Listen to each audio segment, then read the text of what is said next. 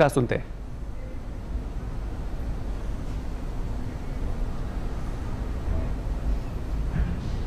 तो कमलनाथ का हम आपको बयान सुनाएंगे, प्रतिक्रिया सुनाएंगे। लगातार देश भर से प्रतिक्रिया आ रही है, लेकिन मैप के माध्यम से आपको समझाने की कोशिश करते हैं कि अभी इस समय हिंदुस्तान का जो मानचित्र है उसमें क्या कुछ समीकरण बदले हैं। एक बड़ी तस्वीर आपके सामने, एक बड़ा मैप हिंदुस्तान का आ रहा है।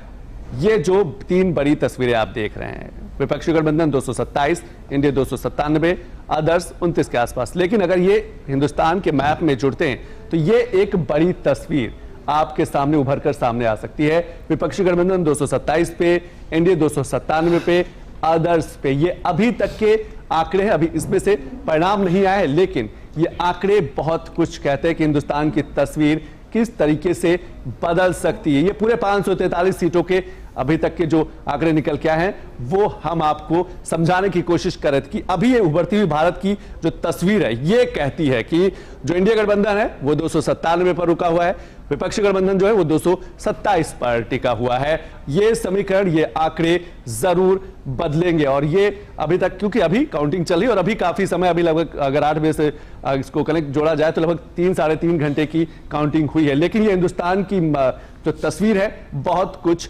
कहती है। सुशील जी, नाविद जी आप समझाने की कोशिश करिए कि आपको लगता है कौन कौन से मुद्दे, हमें लगता है सभी के मुद्दे चले हैं। जिस तरीके से तस्वीर आ रही, कोई ये कहा नहीं जा सकता कि नहीं सिर्फ भारतीय जनता पार्टी के मुद्दे चले हैं या फिर विपक्षी गठबंधन के मुद्दे चले हैं। जिस तरीके से अभी तक परिणाम आए हैं, सभी के मुद्दे कुछ ना कुछ असर दिखा है। संतोष, 2 चीजें हम अपने दिमाग से निकाल देते हैं। पहली चीज ये कि भारतीय जनता पार्टी ने कितना बड़ा दावा किया था। दूसरी बात, एक भ्रम जिसको कहते हैं एग्जिट पोल, जिस भ्रम में हम आ गए थे। इन दोनों को हम दिमाग से निकाल के अपने फ्रेश दिमाग से सोचते हैं तो हमें लगता है अब तक के जो अभी रुझान सामने आए हैं उसको देखकर लगता है कि एनडीए मेजॉरिटी से सरकार बना लेगी अगर यही ट्रेंड रहा, यानी वो 272 क्रॉस कर रहे हैं। ऐसे में उन दोनों चीजों को मैंने अलग कर दिया। फ्रेश दिमाग से मैं ये कह सकता हूं कि एक बहुत बड़ी उपलब्धि भारतीय जनता पार्टी और एनडीए की। तीसरी बार इस देश में, तीसरी बार अगर कोई बहुमत से सरकार, कोई गठबंधन या कोई पार्टी बनाने जा रही है तो ये कोई कम उपलब्धि नहीं है। एक चीज तो ये हो गई। दूसरी अहम बात जिस पर बहुत सारे लोगों ने चर्चा की, जाति की बात, जाति की तरफ जाता हुआ नजर आ रहा है। ये बात बिल्कुल सही है कि अखिलेश यादव ने जाति का जाल बुना। ये बात भी सही है कि कांग्रेस जो कहती थी कि जात के नापात पर मोहर लगेगी हाथ पर, जिसने हमेशा जाति का विरोध किया, पूरे चुनाव में उसने सिर्फ जाति की ही बात की। चलिए ठीक है, जाति की तरफ नजर आ भी रहा है, तो हम ये नहीं भूल सकते हैं कि भारतीय जनता पार्टी ने क्या जाति का जाल कम बुना, उसने इनसे भी अधिक बुना। उन्होंने कहा हमने पॉलिटिकल भागीदारी दी और दी। उन्होंने अपने भाषणों में कहा, उन्होंने कहा अगर संविधान का मुद्दा दूसरे रूप से उठा तो उन्होंने दूसरे रूप से उठाया और उसको धर्म की तरफ पलटा। जाति की भी गोटे खूब बिछाई।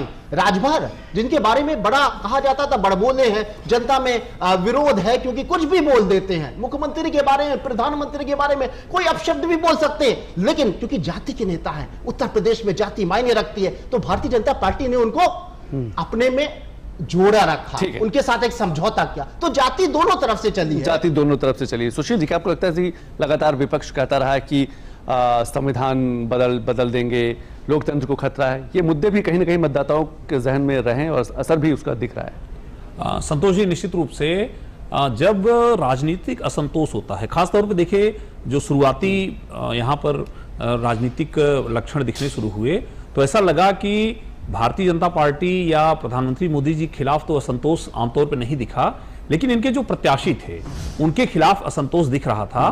तो वो प्रारंभ में लग रहा था कि निश्चित रूप से कैंडिडेट का चयन भारतीय जनता पार्टी ने उस तरीके से ठीक से नहीं किया, लेकिन ये था कि मोदी जी के नाम पर या पार्टी की उपलब्धियों के आधार पर भारतीय जनता पार्टी उत्तर प्रदेश में काफी अच्छा कर सकती है।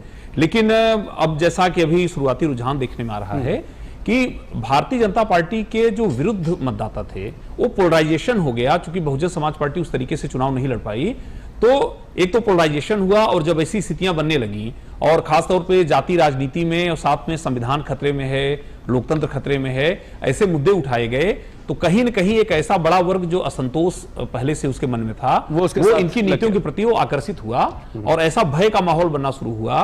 और लास्ट में जो तमाम ऐसी कल्याणकारी योजनाओं की बात की गई तो कहीं न कहीं उसका प्रभाव जरूर अंत में दिखा है। खासतौर पे जो अंतिम वाले चरण है उसमें इसका प्रभाव संतोष जी ज्यादा दिखा है। हेमंत जी, अभी तक की हम तस्वीरों की अगर बात करें तो अभी तक उत्तर प्रदेश में जिस तरीके के मिशन बीजेपी मिशन 80 की बात की जा रही थी, बड़े कयास लगाए जा रहे थे, लेकिन अब की तस्वीर, ये जो ठीकरा है या ये जिम्मेदारी है, कौन लेगा? इसका भी असर क्या बाद में दिखेगा? अभी हम, हो सकता है सवाल थोड़ा बहुत पहले मैं पूछ रहा हूं, लेकिन इसका भी असर दिखेगा? देखिए, इस वक्त का जो स्कोर है, अगर इसको फाइनल स्कोर मान करके हम कुछ सोचें, एक उदाहरण के तौर पे, तो मैं वही कह रहा हूं, क्योंकि दूरदर्शन बहुत ही विश्वसनीय चैनल है। यहाँ जो बातें होनी चाहिए आम जनता के लिए शुद्धता के एकदम निकट होनी चाहिए। मैं इसलिए कह रहा हूँ, वरना तो बहुत से चैनल है जहाँ सवेरे 9 बजे ही सरकार बन गई, बिगड़ गई, उसकी बात नहीं कर रहा हूँ। देखिए, एक बात जो सामने आई है, 5 साल हमने अपोजिशन को कहाँ देखा उत्तर प्रदेश में? हमने सड़क पे नहीं देखा, ना बराबर देखा। तो साहब, आप क्या करते हैं क्या नहीं करते हैं ये बहुत अहम नहीं है। इन परिणामों के जो निष्कर्ष होंगे, आप कैसे प्लानिंग करते हैं ये महत्वपूर्ण है। अभी संविधान वाली बात हुई, मैं कम से कम 15, 20, 25 कॉन्स्टिट्यूंसीज में गया जहां मैंने गैर यादव ओबीसी वर्ग के लोगों से, जो कमजोर वर्ग है, जिनको वो राशन मिल रहा है, जिनको छत मिली, उनसे पूछा।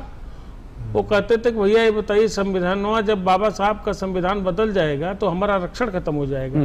एक इस तरह का नैरेटिव सेट किया गया जो इस क्लास में एकदम से प्रवेश कर गया, और उसका परिणाम आप देख लीजिए। दूसरी बात, अखिलेश यादव ने एक प्रयोग किया, प्रयोग इस चुनाव के लिए किया, लेकिन उनका लक्ष्य 2027 के उत्तर प्रदेश के असेंबली इलेक्शन है। वो प्रयोग उन्होंने किया, कोई जिसकी जितनी संख्या भारी उसकी उतनी हिस्सेदारी, काशीराम का नारा एक जमाने में हुआ करता था, लेकिन अखिलेश यादव ने उसको एक टेस्ट के तौर पर यहाँ इस्तेमाल किया। इस्तेमाल क्या किया? उनको पता था कि कांग्रेस समझौता हुआ, कांग्रेस को 3 महीने पहले अखिलेश गाली देते थे, अखिलेश को कांग्रेस गाली देती थी जब छत्तीसगढ़, राजस्थान और मध्य प्रदेश के चुनाव थे, लेकिन फिर एक होना उनकी न्यूनतम मजबूरी थी, न्यूनतम आवश्यकता थी। उसका फायदा क्या दिख रहा है? उसका फायदा ये दिख रहा है कि मुस्लिमों की इंटैक्ट वोटिंग हुई, जिसको हम लोग बार बार कहते थे स्टैटिस्टिकल वोटिंग होती थी, नहीं होती थी, इस बार हुई है। लोग इसको देखेंगे, नंबर 1। नंबर 2, गैर यादव ओबीसी में प्रवेश, जो कॉन्स्टिट्यूशन और इन बातों ने उसमें आग में घी का काम किया। तीसरी, कैंडिडेट्स किस तरह से दिए, ये महत्वपूर्ण था। अपने पूरे परिवार को छोड़कर किसी यादव को कैंडिडेट नहीं दिया, उनको मालूम है कि ये जात हमारे साथ इंटैक्ट है। बाकी लोगों में उन्होंने, कुर्मियों में कितने वोट दिए आप देखिए। लालजी वर्मा अयोध्या से सटी हुई सीट पे चुनाव लड़ रहे हैं। बिल्कुल। तो इन सब का तो फर्क पड़ेगा। तो एक मैसेज उत्तर प्रदेश के परिणाम जरूर देंगे, और खास तौर से भारतीय जनता पार्टी के लिए, जिसने 10 साल जबरदस्त मैंडेट हासिल किया है उत्तर प्रदेश की जनता से, उसके लिए एक बड़ा संदेश है कि साहब, अब कुछ मत करो, धीमे से ओबीसी पॉलिटिक्स पर फोकस करो आने वाले दिनों के लिए। और मुझे लगता है कि भारतीय जनता पार्टी के लिए, भले उसकी सरकार नरेंद्र मोदी के नेतृत्व में केंद्र में बन रही है, लेकिन उत्तर प्रदेश से उसे इन परिणामों को अगर मैं आपके पास राजीव जी, मैं आपसे समझने की कोशिश करूंगा कि 2 लड़कों की जोड़ी की बात की जाती रही है। अभी तक के जो आंकड़े, रुझान, क्या कुछ उसका परसेप्शन है? लेकिन हमारे सहयोगी दीप्ति के पास कुछ बड़ी जानकारी, कुछ बड़े आंकड़े आए हैं, वो एक बार हम देख लेते हैं। बिल्कुल संतोष, लगातार जो आंकड़े हमारे पास आ रहे हैं, रुझानों की बात की जाए, वो लगातार हम दिखाने की कोशिश कर रहे हैं। और सटीक आंकड़े, जैसा कि अभी बात हो रही थी कि विश्वसनीय और सटीक आंकड़े रुझानों के, देखिए किस तरीके से कार के माध्यम से हम आपको जो तमाम आंकड़े हैं वो बता रहे हैं। एनडीए की बात की जाए तो 296 सीटों पर जो रुझान है वो आ चुका है। विपक्षी गठबंधन की बात करें तो 228 सीटों पर 228 सीटों की बढ़त से आगे अगर विपक्षी गठबंधन की बात की जाए, अन्य की बात की जाए तो अभी 19 सीटों पर जो रुझान है वो आ रहे हैं। और लगातार देखिए जो आंकड़े हैं वो भी शुरुआत से ही हमें बदलते हुए दिखाई दिए। 8 बजे से जब काउंटिंग शुरू हुई तो तमाम ऐसी सीटें, तमाम ऐसे वीआईपी चेहरे रहे जो शुरुआत में तो आगे बढ़त बनाते हुए दिखाई दिए, लेकिन जैसे जैसे जो काउंटिंग हुई तो वहां पर जो समीकरण है वो सीधे तौर पर बदलते हुए दिखाई दिए। और देखिए खासतौर से जब यूपी की 80 सीटों की हम बात करते हैं तो यूपी की 80 सीटों पर जो विपक्षी गठबंधन है, सपा और कांग्रेस का गठबंधन जो इस बार रहा उत्तर प्रदेश में, उसने एक तगड़ा जो कह सकते हैं टक्कर बीजेपी को यहां पर दी है और उत्तर प्रदेश में जो विपक्षी गठबंधन है वो 42 सीटों से अपनी जो बढ़त है वो बनाए हुए है लगातार, जिस तरह हम आंकड़ों को देख रहे हैं। हालांकि ये सिर्फ अभी रुझान है, जो आंकड़े हैं वो अभी हमारे पास आते रहेंगे, ये परिणाम नहीं है। बावजूद इसके शुरुआत से ही जब हम रुझानों की बात कर रहे थे तो मुकाबला बेहद कड़ा नजर आ रहा था दोनों के बीच में यूपी की 80 सीटों पर। संतोष, बिल्कुल सही कहा कि रुझान और आंकड़े अभी परिणाम आने बाकी है, लेकिन जिस तरीके से रुझान आए हैं उसने सभी को चौंका दिया, सभी सियासी पंडितों को चौंका दिया। राजीव जी, दो लड़कों की जोड़ी, कई बार बड़ा नारा आया, कई बार बड़े नेताओं ने कहा, लेकिन असर आंकड़े कुछ और ही कहते हैं।